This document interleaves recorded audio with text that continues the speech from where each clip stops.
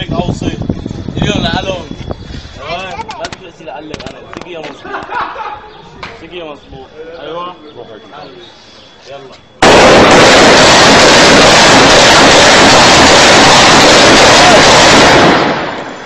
الله يبارك فيك واعطي له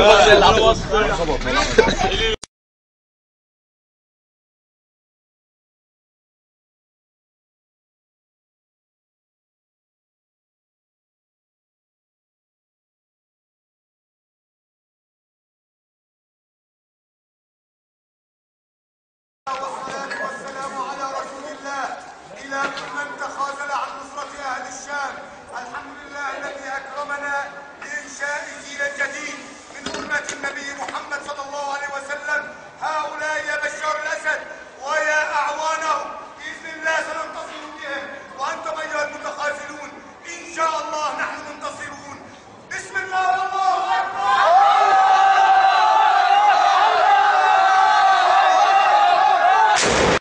ولا يعلمون أن الشعب الفلسطيني قد طور من موته ومن بحثه على الموت، ولذلك أصبح الموت عند الشعب الفلسطيني صناعة تجيده النساء، تجيده كل من في هذه الأرض، يجيده الشيوخ، يجيده المجاهدون، ويجيده الأطفال. لذلك شكلوا دروعا بشرية من النساء والأطفال والشيوخ والمجاهدين ليتحدوا بذلك آلة القصف الصهيونية، وكأنهم يقولون للعدو الصهيوني إننا نحرص على الموت كما تحرصون على الحياة. There's a difference between us. We're using missile defense to protect our civilians and they're using their civilians to protect their missiles. أعتقد أنه أن يتعرض الناس وأن يواجهوا الطيران العسكري الإسرائيلي بصدور عارية ليحموا بيوتهم، أعتقد أنه هذه سياسة أثبتت نجاعتها. The Rocketeers are firing from homes. These homes are actually command posts of the Hamas and Islamic Jihad army. And so we have to attack them, and we try to minimize as we can civilian casualties.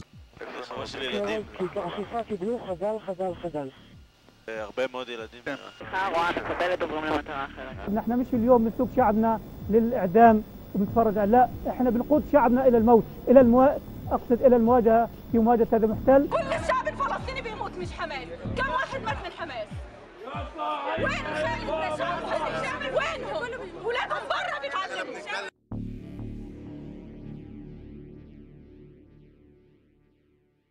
For the past 8 years, the number of Israeli civilians within the range of rocket terror has grown to approximately 1 million people living under a constant threat of over 10,000 rockets and mortars.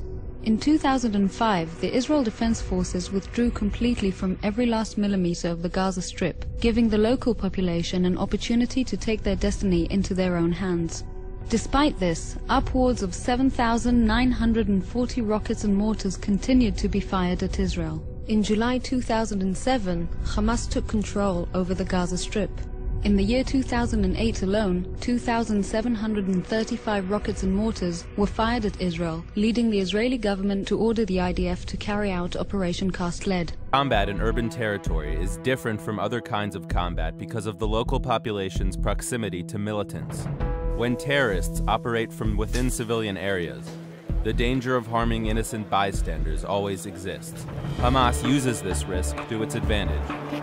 The IDF employs advanced technology and precision strikes in order to minimize harm to Palestinian civilians. As you can see here, the IDF struck a rocket launching site without harming a mosque nearby. But what happens when Hamas puts civilians in the line of fire? The organization understands that Israel is reluctant to attack terrorists in civilian areas.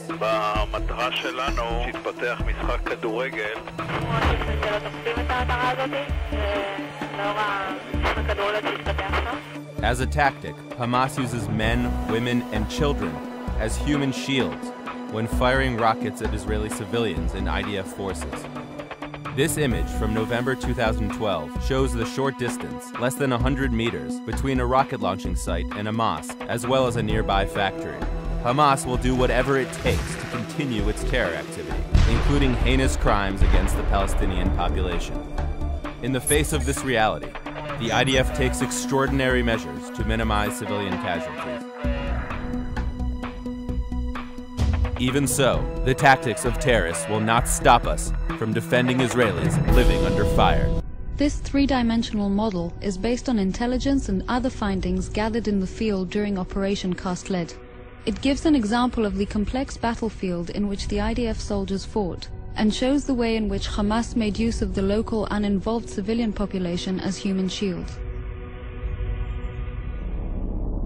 For the past several years, the Hamas terror organization has been ruling the Gaza Strip, supported by Iran and Hezbollah. For this entire period, thousands of rockets and mortars have been fired at Israeli civilians. Hamas invests much money and efforts to build terror infrastructure in civilian areas and underground throughout the Gaza Strip.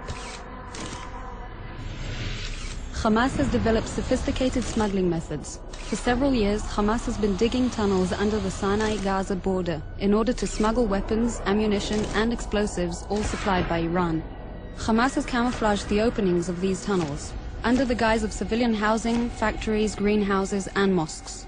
Tons of explosive materials, powerful explosive devices, rockets, RPGs, grenades, assault rifles, missiles, and anti-tank rockets have all been smuggled through these tunnels and stored in these civilian homes, mosques, schools, and hospitals. Hamas built its training camps and placed rocket launching sites, explosive devices, and snipers nearby medical centers, schools, and other public buildings to gain immunity while taking advantage of the local population as human shields. Hamas used the large open spaces in mosques in order to store weaponry in opposition to international law, and has in such a way turned these locations into battle zones.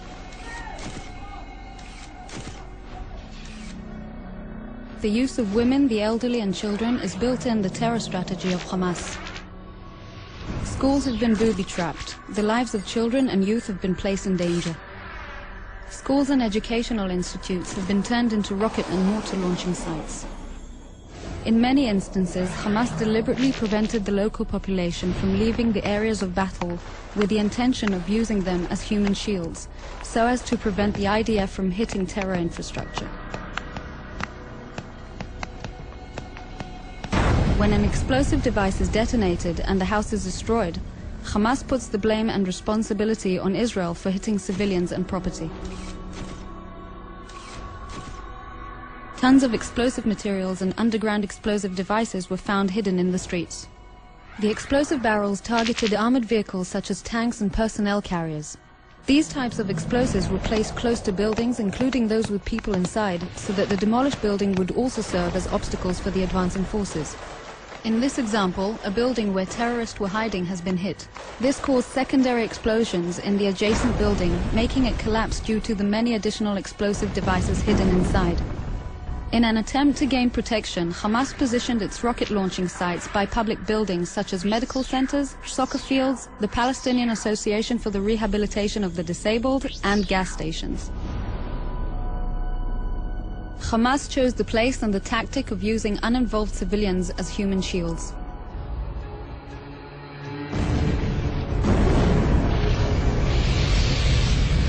This map and other findings are all evidence of how Hamas purposely built its terror and combat network as an inseparable part of its civilian infrastructure. Hamas chose this battlefield. Hamas chose to place its rocket and mortar launchers within the uninvolved civilian population. Hamas chose to build its fortifications and place its explosive devices and snipers deliberately between buildings in which people were hiding.